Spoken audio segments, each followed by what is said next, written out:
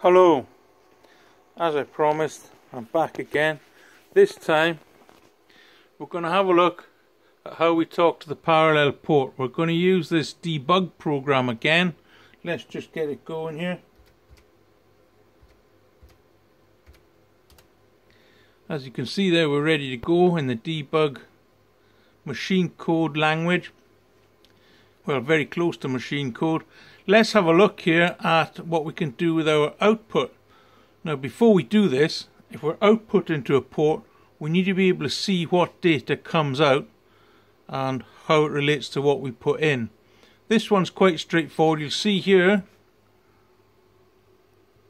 there's the output command.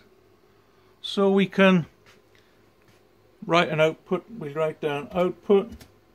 Let's have a look. What was our port address? We saw that earlier. We've got to use hexadecimal now.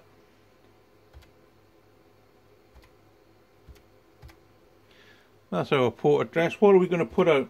And how do we know it's coming out? So we're going to try and send the number 2 to this port. Now, to find out whether that's going to get there or not, whether we're on the right trail, which I think we are, we need some kind of device that can read this port and give us some kind of indication of what's coming out of the port. Here's such a device I made earlier. This is a very old thing here. This is a printer emulator from way back. I used to use these to test the ports on the old printers in the old days. But you can see it's still quite useful to us here. All it is the 8 data bits. There's some drivers and a power supply inside here. Just transistor drivers. There's the power supply. Okay, the data comes in here through this lead.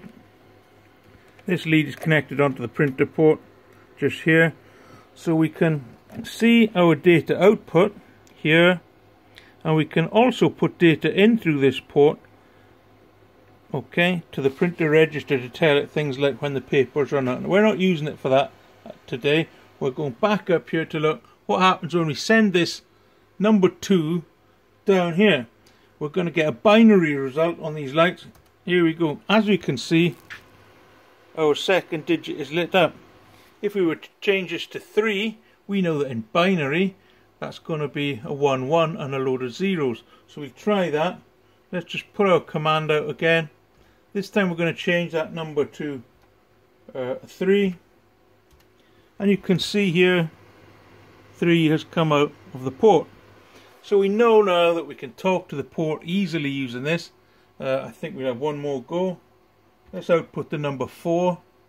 I think all you guys can guess what's going to come out.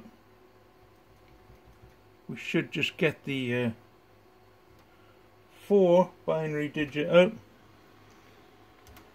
And here we go.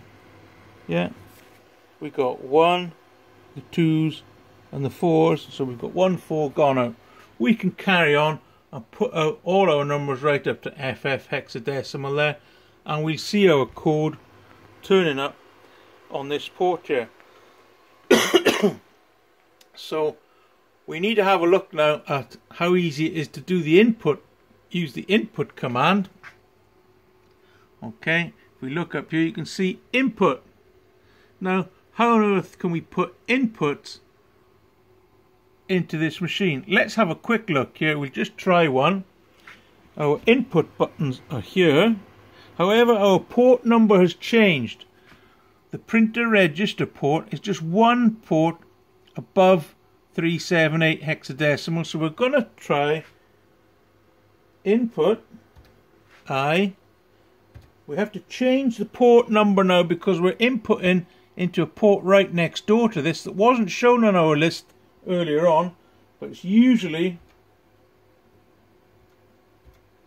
just one number above. You'll see I've changed that number. No, I haven't. There it is.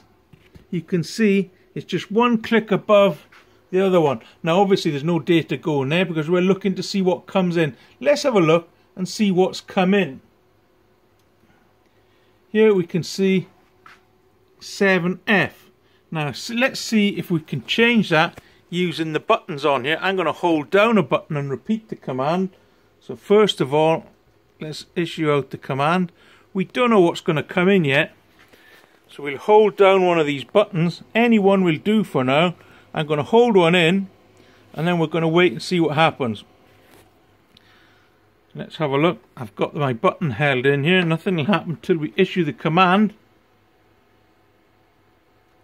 You can see that this number now has changed.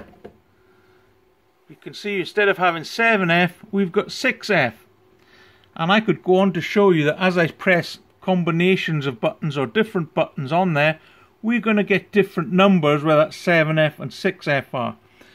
At this point, what I've got to say is we're putting in from a port, and we can see with the output from the port, the output from the input, if you like, on the screen here. We know where everything's going. We know what port we're taking information in from. We know where this information's coming out on the screen here. In this assembly / machine code type language, things aren't always that easy. So what we're going to do next is have a look at how we can use higher level language, just one or two clicks above this, which is the old QBasic or BASIC. It's a higher level language than this, but it makes it much easier for us to do this kind of work without having to shuffle around memory pages and things like that in machine code. At this point, this language isn't so easy to use for what we want to do. We can also, if we wanted to, in this language, have a look at the printer ports, the keyboard ports, the keyboard registers, the serial port registers, so on and so forth. But at this point, we're going to leave this machine code type language and head up to QBasic, where it's easier in some ways to do these operations and a lot more user friendly. Okay, bye bye.